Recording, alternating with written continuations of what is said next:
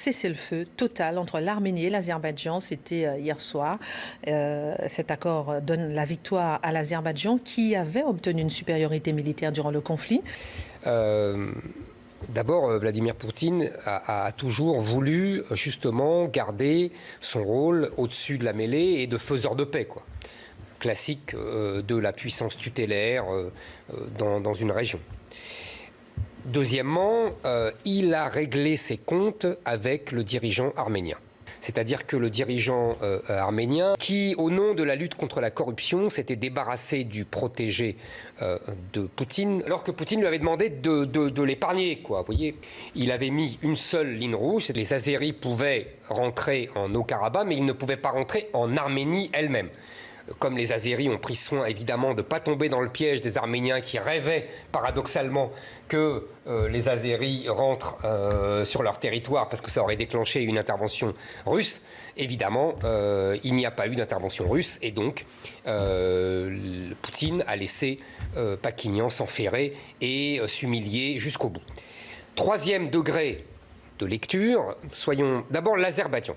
L'Azerbaïdjan est une pièce importante dans le système russe, de tous les pays, les pays en stan qui sont autour de la Russie, qui sont dans l'ancienne URSS et auxquels Poutine tient. En plus, dans l'Azerbaïdjan, il y a Bakou, donc ça veut dire pétrole, et donc il y a une communauté azérie importante en Russie, et il y a vous voyez sur la carte, c'est très important pour la Russie de garder son étranger proche, comme on dit, mais pas vers l'Europe, plutôt vers l'Asie, etc.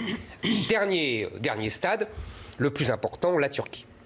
On sait, on l'a tous dit ici, que derrière les Azéris, il y a la Turquie. Qu'Erdogan fait comme d'habitude, c'est-à-dire il fait la guerre par personne interposée. Il y avait une carte, c'est dommage, j'ai pas pu vous l'apporter, qui montrait très bien. En gros, vous avez la Turquie, vous avez l'Arménie et vous avez tous les stans derrière. Et en fait, il y a l'arc turc, c'est-à-dire que Erdogan ne veut rien entre la mer Noire et la mer Caspienne. C'est assez simple à comprendre. Et si vous voulez, Poutine ne veut pas s'opposer franchement à Erdogan, qu'il espère détacher du camp occidental. C'est d'ailleurs une preuve de faiblesse et à cause de nous.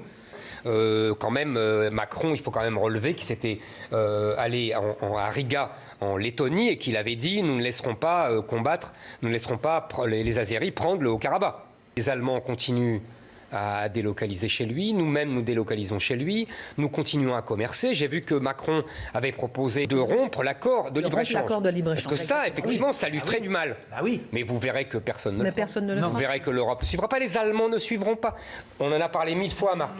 Les Allemands veulent continuer à commercer et sont terrorisés par les 5 millions de Turcs qu'ils ont à la maison. Et il y aura d'autres affrontements. Ce n'est que reculer pour mieux sauter. Là, on l'a encouragé.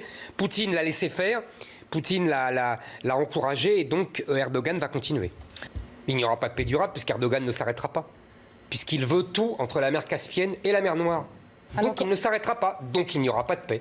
La Russie. Donc il y aura la guerre permanente. La Russie, Poutine a gagné du temps.